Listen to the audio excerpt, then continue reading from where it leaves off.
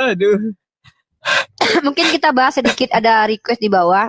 Teman-teman kita harus paham etimologi Tuhan dan Tuhan itu beda, teman-teman ya. Kata Tuhan itu adalah kata hiperkorek ya. Mungkin saya kasih sedikit literasi, teman-teman.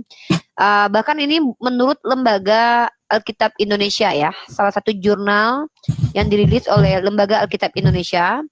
Saya akan tunjukkan bukunya, saya tidak punya, tapi saya punya foto dari bukunya karena saya pernah lihat bukunya. Buku ini dimiliki sama Kang Fahrudin kalau tidak salah. Dan Kang Fahrudin memperlihatkan kepada saya dalam sebuah jurnal karya ilmiah, makalah dari LAI, kata Tuhan itu adalah kata hiperkorek dari kata Tuhan. Jadi yang sebenarnya ada itu kata Tuhan. Lalu kemudian ditambahkan huruf H untuk membedakan Yesus dengan tuan-tuan lainnya. Menjadilah kata Tuhan yang masuk ke dalam KBBI digunakan untuk merujuk kepada sembahan atau diterjemahkan kata ilah dan juga kata rob. Itulah asal muasal kata Tuhan, teman-teman ya. Dan nanti saya akan lihatkan datanya setelah teman. Kita sapa dulu ini dari tamu Ustadz Yusufi. Lanjut dulu Ustadz. Halo, selamat malam Bang Iwan. Selamat malam Bang Iwan, ketemu lagi kita. Ayo. Bang Iwan, udah aman kah kau naik? Ya, minta naik, coba diamankan dulu ya. Ketawa Bang Iwannya. Bang, saya mau tanya dulu sebelum kita diskusi, aman nggak di tempat abang dulu?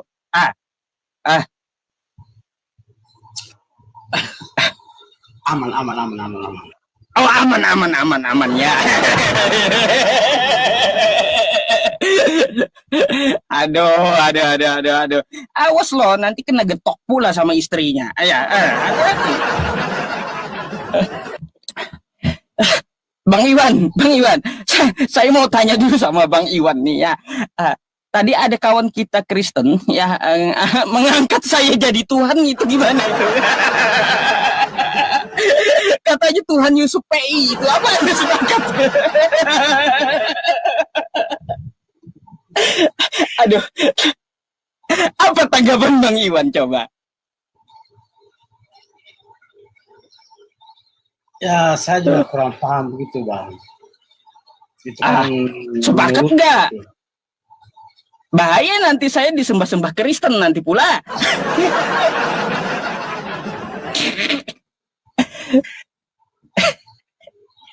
Ada aja ya kelakuan. Gimana Bang? Abang ada pertanyaan emang Bang Iwan? Naik. Atau mau menanggapi tadi itu diskusi yang tadi? Saya menanggapi ini topiknya Bang. Apa Kristen bisa silakan. Kenapa dengan topik? Ya, kalau abang gimana dengan topiknya itu? Kapan Kristen bisa waras? Ya, kapan Kristen bisa waras? Ya kayak tadi Bang.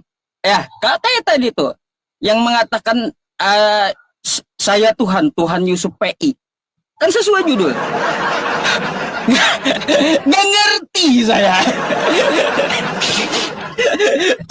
Tuhan Yusuf PI. Menurut abang itu waras atau kagak itu? Coba.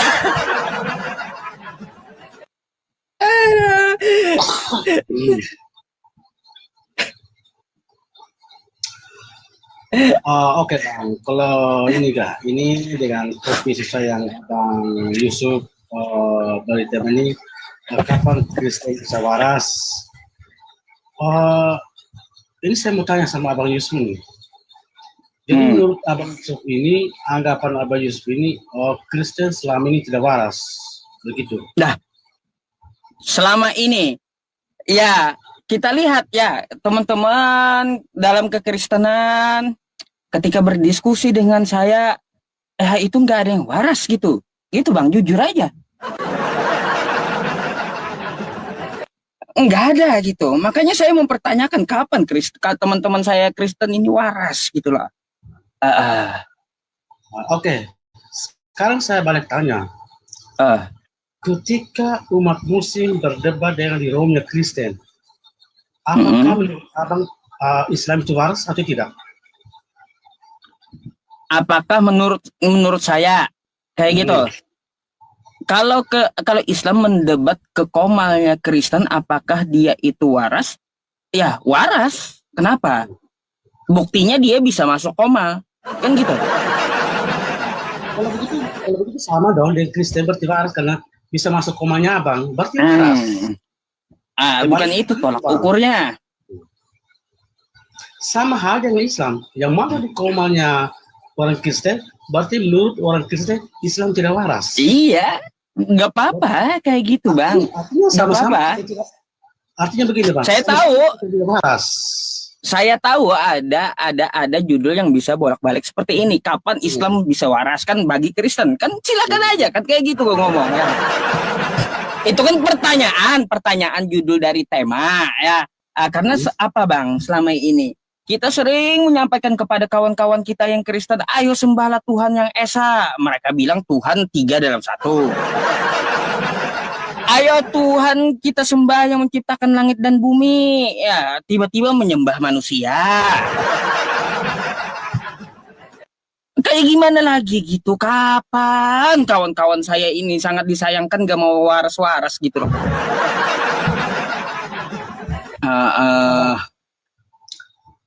Kalau abang Yesus mengatakan begitu, saya juga bisa mengatakan bahwa Islam itu tidak waras. Karena apa? Karena batu saja disembah, itu namanya tidak waras bang. Masa manusia menyembah batu, itu tidak waras. Bang Iwan, kayak gini bang, ya kalau di Islam itu tidak ada dalilnya untuk menyembah batu atau perintahnya nggak ada bang, nggak ada. Oke, kalau memang tidak ada, salah. Kenapa abang Yesus menyembah batu? Kalau memang tidak ada, siapa yang menyembah batu? Ketika abang Yesus pergi ke Mekah, apa yang abang Yesus cium di sana? Oh, jadi kalau pergi ke Mekah tuh menyembah batu gitu? Kalaunya Bang Iwan ke Vatikan menyembah paus, gitu ya? Saya, itu loh bang. Iya, nggak ada bang. Nggak ada bang. Nggak ada, kita di Islam itu disuruh menyembah batu, nggak ada. Berarti abang waras? Nggak ada disuruh menyembah batu, nggak ada. Berarti abang Yusuf waras? Dalilnya mana ada perintah menyembah batu? Kan abang Yusuf kan pergi ke Mekah, yang mencium-cium batu itu. Abang Yusuf waras nggak mencium batu itu? Cium batu? Waras lah. Waras? Kan mencium, bukan menyembah. Waras lah. Bapak lihat, Bapak pernah lihat nggak para atlet? Bentar, Bapak pernah lihat nggak atlet-atlet pemenang pemain bola itu mencium piala?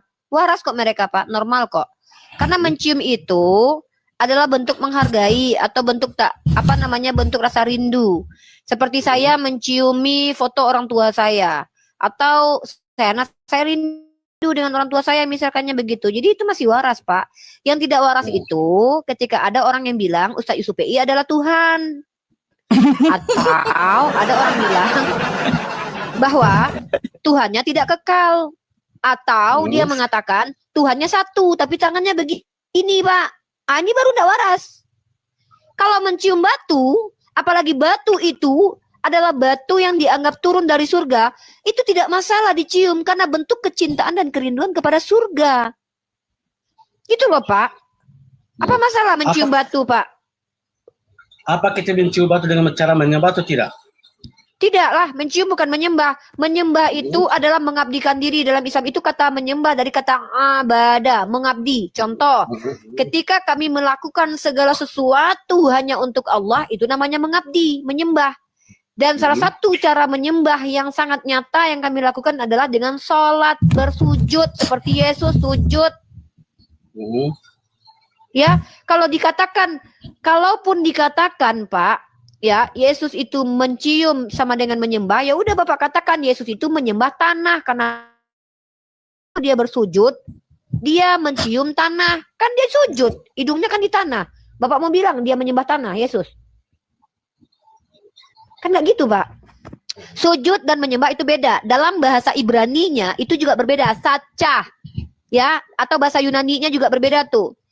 Dalam kata, jadi saya punya kata sujud, abada, sajada, ya, atau apokalipsus. Apa namanya? Tunggu saya carikan datanya ya. Ada 2 diksi yang Bapak harus tahu. Sujud itu bukan disebut dengan menyembah, karena Abraham itu pernah sujud kepada Bani Het dalam perjanjian lama. Musa pernah sujud kepada mertuanya. Yakub pernah sujud kepada kepada saudara kembarnya. Ya, siapa nama saudara kembarnya itu? Esau. Jadi dia tidak menyembah, tapi dia bersujud. Ibrahim dalam kitab Bapak coba baca itu. Dia pernah bersujud kepada Bani Het. Sama seperti malaikat disuruh sujud kepada Nabi Adam. Bukan menyembah, tapi menghormati, memuliakan. Atau bentuk takzim, bentuk kerinduan. Itu loh Pak. Paham nggak? Oke, saya paham. Apa yang seperti Umi Rika katakan tadi memang betul. Kalau begitu sama halnya dong dengan kami Kristen. Kami menyembah Yesus, itu artinya kami menghargai dia. Sama seperti Umi Rika menghargai apa yang sudah dikatakan Umi tadi. Sama hal juga kami begitu. Apa bedanya? Saya tanya sama Bapak. Bapak menganggap Yesus itu pencipta alam semesta enggak? Saya menganggap dia. Pencipta alam semesta? Iya, betul. Berarti dia Tuhan Bapak? Iya. Karena saya berarti Bapak mengabdikan diri enggak kepada Yesus? Saya mengabdikan diri. Menyembah Yesus enggak? Menyembah Yesus enggak? Di belakang sudah tahu kalau Kristen itu menyembah Yesus, bukan menyembah batu, Bunda. Iya, saya tanya, Bapak menyembah Yesus kan? Saya menyembah. Nah, Bapak mengabdikan diri kepada Yesus kan? Iya, betul. Nah, kalau kami menyembah dan mengabdikan dirinya kepada Allah. Ya. Jadi Bapak Tuhannya Yesus, Tuhan kami Allah. Sekarang saya tanya, Yesus adalah Tuhan yang pernah mati. Betul? Betul. Berarti Tuhan Bapak tidak kekal. Karena definisi kekal adalah tidak pernah mati. Bapak menyembah Tuhan yang tidak kekal. Pertanyaan saya, itu waras nggak Pak? Kalau ada Tuhan yang mati? Menurut Unifam mungkin tidak waras. Tapi menurut saya tanya bagi Bapak waras nggak kalau Tuhan itu mati? Saya waras. Itulah kenapa kami bilang Bapak tidak waras. Karena Bapak percaya Tuhan itu mati.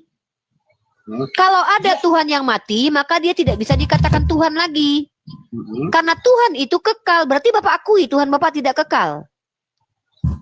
Saya akui dia kekal. Kenapa? Loh, ini gimana ini? Pak, tadi Bapak bilang Tuhannya mati. Sekarang Bapak bilang kekal. Bapak tahu definisi kekal nggak? Definisi kekal itu artinya tidak pernah mati, Pak. Sejak kapan kekal itu artinya pernah mati? Artinya begini, Bunda. Walaupun Yesus mati, tapi dia bangkit lagi. Itu yang saya tanya, apakah Pak, saya tahu Bapak nggak usah jelaskan berkali-kali Tuhan Bapak pernah hidup, itu kan doktrin kalian. Yang saya tanya itu, apakah definisi kekal itu pernah mati? Silakan dijawab. Kalau memang definisi kekal pernah mati, maka seluruh manusia itu kekal. Karena manusia itu setelah mati dia dibangkitkan dan nggak pernah mati lagi, Pak. Nggak ada bedanya manusia dengan Tuhan. Kan gitu. Tuhan Bapak kekal nggak? Seperti saya jawab tadi, Bunda. Apa arti kekal? Iya. Arti kekal apa? Seperti tadi, kekal kematian. Tapi di sini Tuhan Bapak pernah mati nggak? Nggak. Kan sudah sebab saya kekal artinya tidak pernah mati. Sepakat? Sepakat. Nah, Tuhan Bapak pernah mati, betul? Betul. Artinya Tuhan Bapak tidak kekal karena definisi kekal artinya tidak pernah mati. Ngerti sampai di sini? Artinya begini, Bunda. Memang Tuhan kali mati.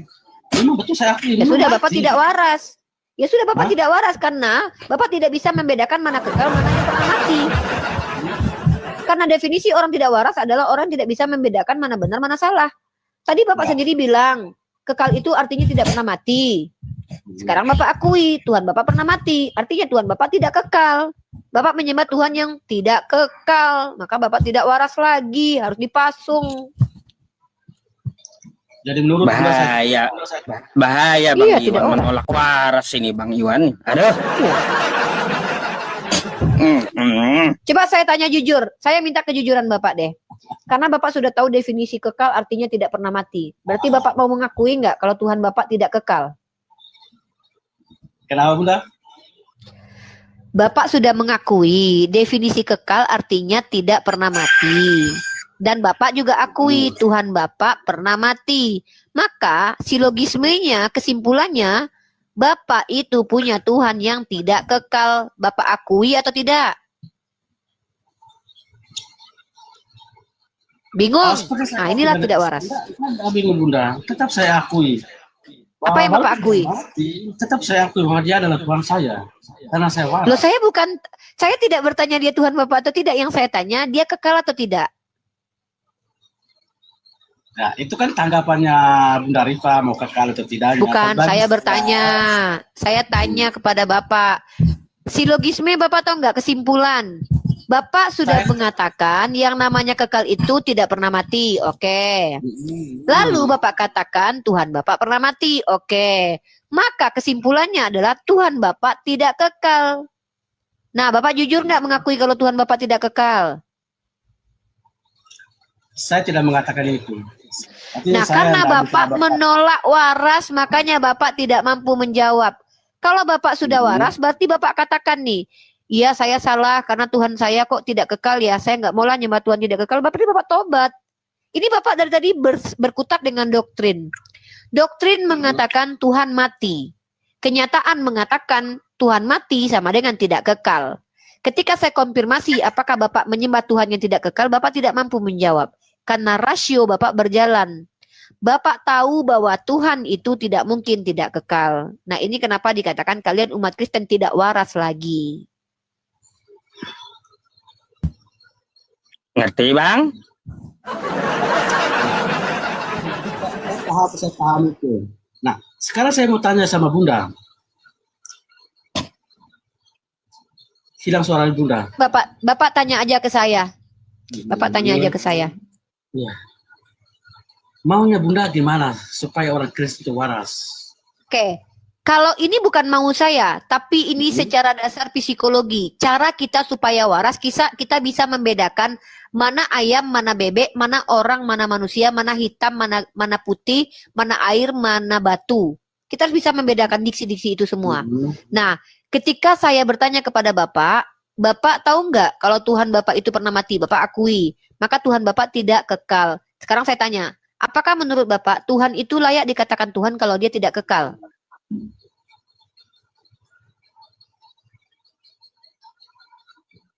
Tuhan layak dikatakan Tuhan kalau dia itu tidak kekal? Silakan dijawab. Saya mau ngajarin Bapak supaya Bapak waras deh.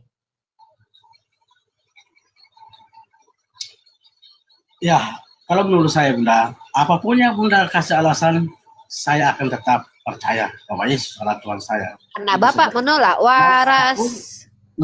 Mau apapun dikatakan Bunda, saya sudah tekad itu adalah Tuhan dan Juru Selamat saya. Nah, inilah kenapa doktrin itu membunuh akal. Inilah sebuah statement yang dikatakan doktrin membunuh akal. Itu kenapa Eropa dulu di abad ke-8 itu gelap gulita, jauh dari ilmu pengetahuan. Kenapa? Karena orang tidak boleh berpikir dan tidak lagi kritis. Sudah tahu kekal itu definisinya tidak pernah mati. Tapi dia percaya bahwa Tuhan itu pernah mati. Kenapa? Doktrin. Doktrin yang diajarkan gereja bahwa Tuhan kalian pernah mati. Maka sejatinya naluri kalian menolak bahwa Tuhan itu tidak kekal. Saya tahu kok. Kognitif Anda berjalan. Anda bukan orang yang punya masalah dengan otak. Tapi Anda menolak waras karena Anda terdoktrin. Inilah kenapa dikatakan kalian itu kafir. Dari kata kafaro, menutup diri, karena yang menutup lemak di kepala kalian itu adalah lemak doktrin yang sangat tebal, yang sangat sulit untuk dilepaskan. Seperti itu Bapak. Nah, kalau Bapak normal berpikirnya, maka Bapak bisa membedakan. Kalau Tuhan itu tidak pernah mati, itu bisa dikatakan Tuhan yang kekal.